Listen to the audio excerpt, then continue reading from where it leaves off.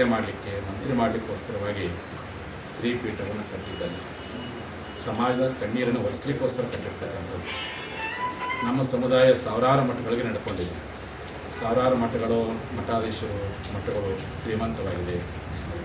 ಅಲ್ಲೇ ಅವ್ರದ್ದೇ ಆಗಿರ್ತಕ್ಕಂಥ ವಜ್ರ ವೈಢೂರ್ಯ, ಬೆಳ್ಳಿ ಬಂಗಾರಗಳನ್ನು ಒಳಗೊಂಡು ಅವೆಲ್ಲ ಪೂಜ್ಯರು ಇವತ್ತು ಧಾರ್ಮಿಕವಾಗಿ ತಮ್ಮ ಪರಂಪರೆಯನ್ನು ಬೆಳೆಸ್ಕೊಂಡಿದ್ದಾರೆ.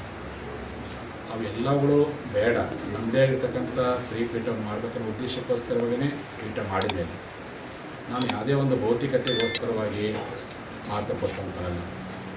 ಬಸವಣ್ಣವರು ಸ್ಥಾವರ ಕಳಿವುಂಟು ಜಂಗಮ ಕಳಿವಿಲ್ಲ ತಂದರು. ಪೀಠ ಎನ್ನುವಂಥದ್ದು 4 ಇಟ್ಟಿಗೆಗಳಿಂದ ಸಿಮೆಂಟನ್ನು ಮಾಡಿರ್ತಕ್ಕಂಥ ಪೀಠವಲ್ಲ, ಮನಸ್ಸುಗಳನ್ನು ಕಟ್ಟುವಂಥ ಕೆಲಸ ಮಾಡಿದರು. ಹಣವನ್ನು ಗಳಿಸುವಂಥ ಪ್ರಯತ್ನ ಮಾಡಿದೆ, ಜನವನ್ನು ಗಳಿಸುವಂಥ ಪ್ರಯತ್ನ ಮಾಡಿದೆ. ಮಠವನ್ನು ಕಟ್ಟಿಲ್ಲ, ಸಮಾಜವನ್ನು ಪ್ರಾಮಾಣಿಕಪಟ್ಟಿದ್ದೀನಿ. ಹಾಗಾಗಿ ಭಕ್ತರ ಮನಸ್ಸುಗಳನ್ನು ಕಟ್ಟುವಂಥದ್ದೇ ನನ್ನ ಉದ್ದೇಶ ಇಟ್ಕೊಂಡು ಪ್ರಾಮಾಣಿಕತೆ ತೋರಿದ್ದೀನಿ.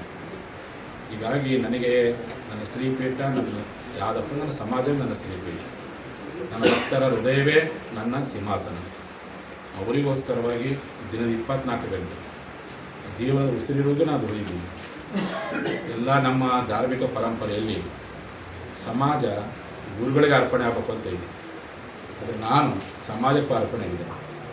ಕೂಡಲ ಸಂಗಮದಲ್ಲಿ ಶ್ರೀಪೀಠ ಸ್ಥಾಪನೆ ಆದಾಗ ಬಯಲಾಗಿರ್ತಕ್ಕಂಥ ಸ್ಥಳಕ್ಕೆ ನಾನು ಗುರುಗಳಾದ. ಇವತ್ತು ನಾನು ಬಯಲಾಗದ ಬಯಲೇ ಸಮಾಜ ಸಂಘಟನೆ ಮಾಡೋಕ್ಕತ್ತೆ. ಬಯಲ ಮೂಲಕವಾಗಿಯೇ ಸಮಾಜಕ್ಕೆ ಕಟ್ಟ ಕಡೆಯ ವ್ಯಕ್ತಿಯ ಕಣ್ಣೀರನ್ನು ಒರೆಸೋದು ಪ್ರಯತ್ನ ಮಾಡೋಕ್ಕತ್ತೆ. ಹಾಗಾಗಿ ಈ ಸಂಘಟನೆಗಳು ಆ ಹೆಸರಿನಲ್ಲಿ ಬೇರೆ ಬೇರೆ ಗೊಂದಲಗಳನ್ನು ಸೃಷ್ಟಿ ಮಾಡ್ತಾ ಆಸ್ತಿ ಅಥವಾ ಅಂತಸ್ತು ಅಥವಾ ಯಾವುದೇ ವ್ಯಕ್ತಿಗಳ ಹಿತಾಸಕ್ತಿ ನನಗೆ ಮುಖ್ಯವಲ್ಲ.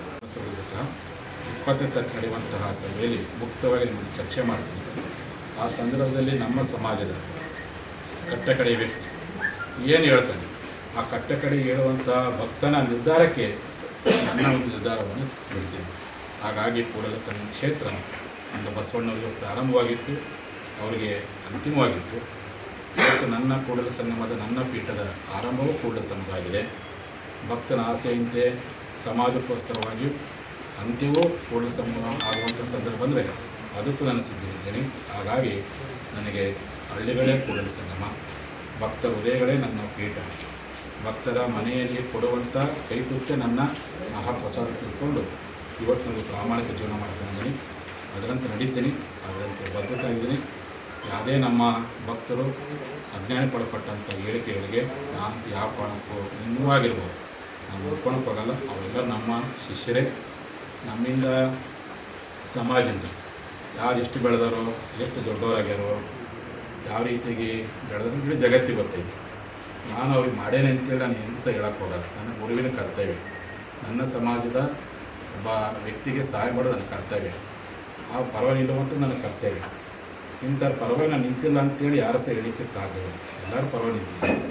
ಹಾಗಾಗಿ ನಾನು ಅವ್ರು ಮಾಡಿದ್ದೀನಿ ಅಂತ ಹೇಳಕ್ಕೆ ಹೋಗಲ್ಲ. ನನ್ನ ಕೆಲಸನೇ ಸಮಾಜ ಸೇವೆ ಮಾಡುವಂಥದ್ದು. ಇದೆಲ್ಲವನ್ನು ಸಹಿಸ್ಕೊಂಡೇ ನಾನು ಪಾದಯಾತ್ರೆ ಮಾಡಿದ್ದೆ. ಇದು ಯಾವುದೂ ಶಾಶ್ವತವಲ್ಲ.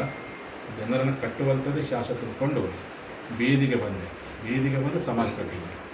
ಭಕ್ತರು ಕೊಡುವಂತಹ ಆ ಒಂದು ಕೈತುತ್ತಿನಲ್ಲಿ ಇವತ್ತು ಜೀವನ ಮಾಡ್ತಿದ್ದೀನಿ. ಹಾಗಾಗಿ ನನಗೆ ಅರಮನೆ ಅಂತ ಮಠ ಕಟ್ಟುವಂಥದ್ದೇ ನಿಜವಾಗಿರ್ತಕ್ಕಂಥ ಪೀಠವಲ್ಲ. ಭಕ್ತರ ಮನಸ್ಸನ್ನು ಕಟ್ಟುವಂಥ ನಿಜ ಪೀಠ ತಿಳ್ಕೊಂಡು ಆ ತತ್ವ ಸಿದ್ಧಾಂತವನ್ನು ಕಟ್ಕೊಂಡ್ಬಂದಿನಿ. ಅದರಂತೆ ಬಾಳ್ತೀನಿ, ಅದರಂತೆ ಬದುಕ್ತೀನಿ. ಹಾಗಾಗಿ ನಾಡಿನ ಎಲ್ಲ ನಮ್ಮ ಸಮಾಜ ಬಾಂಧವರಿಗೆ ಈ ವೇದಿಕೆ ಮೂಲಕ ನಾನು ಮನವಿ ಮಾಡ್ಕೊಳ್ತೀನಿ. 20ನೇ ತಾರೀಕು ನೀವೆಲ್ಲರೂ ಸಹ ನಮ್ಮ ಕೂಡಲ ಸಂಗಮದ ಪಂಚಮಸಾಲಿ ಪೀಠದಲ್ಲಿ ನಡೆಯುವಂಥ ರಾಜ್ಯ ಮಟ್ಟದ ಸಭೆಗೆ ನೀವೆಲ್ಲರೂ ಬರಬೇಕು.